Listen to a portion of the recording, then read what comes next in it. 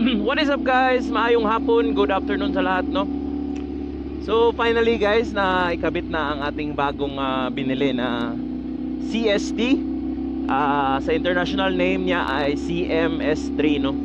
Yung gulong natin, um, mid to siya na compound. So bale, wala siyang dual compound. Lahat ng compound niya is grade 2 sa gitna at saka sa gilid, no? So pwede talaga siyang pang racetrack tsaka road. Yun yung kategory niya. So ngayon guys, ang first impression natin is first ko talagang na na na feel sa motor ko is bumigat.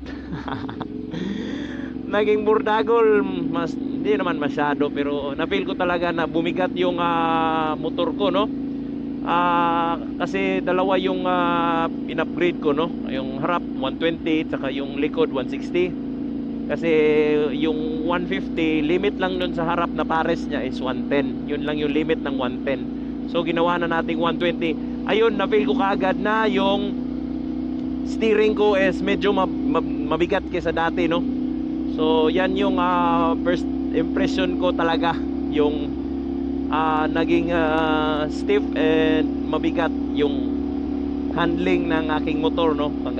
Kumpara nung sa previous natin na stock na 110, 150. So yun guys, yan talaga, expected ko na yan kasi pinabigat mo, pinalaki mo yung mga gulong, and pag pinalaki mo is lalaki din yung contact patch ng dadapat yung contact pads niya sa road, no? So malaki yung kain niya, yung dikit niya sa road. So ang pros nito guys is hindi in paper or in theory is ito ay mas makapit talaga kaysa sa dati.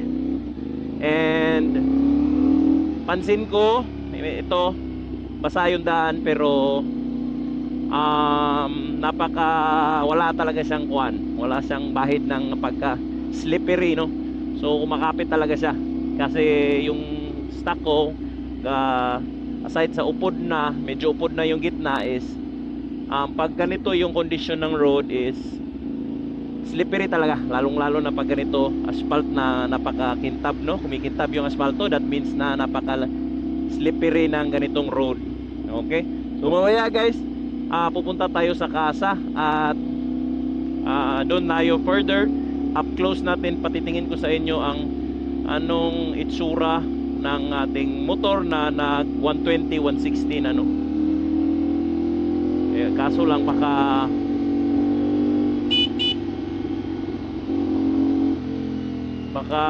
kuwan siya, madumi kasi basa yung daan.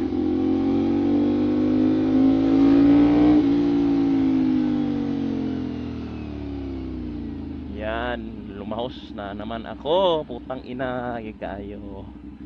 Anong perminti may giglahos diri niya, wa?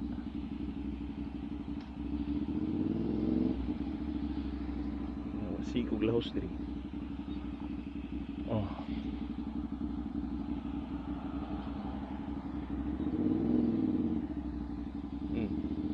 Oh, meron tayong kasamahan dito. I think andito si CL, hindi, last CL.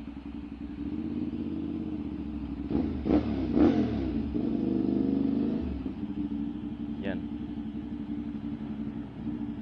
Parang bumigat talaga guys. Yung feeling na bumigat yung motor mo.com. Ayan. Medyo basa nga. Ayun, malapad na siya guys. Yan, Migra. So yan, Ride Migra yung name niya dito sa Philippines, no? So malaki na siya. Yan guys, medyo mabigat nga. Yan yung first impression ko talaga. Yan, 120 by 70. At yan ay 160 by 60, no? So yan guys, update ko kayo sa rides namin ngayong linggo kung anong performance nito. Magninidrag na naman tayo gamit ang ating SR, no? Kasi naman malapad na yung gulong, no? Nanidrag ko na yung 150 ngayon, mas lalo na tong 160. Okay? So shout out sa Barco Get Wild. Punta lang kayo guys, bigyan ko kayo ng discount, no? Hanggat sa maubos nyo, just drink responsible, no? Ayoko naman kayong mag-amok doon sa barko. So yun guys, kasi naghihintay pa dito silang Boss Bert saka Boss Sturdy sa atin. So peace out guys, amping kamo kanunay.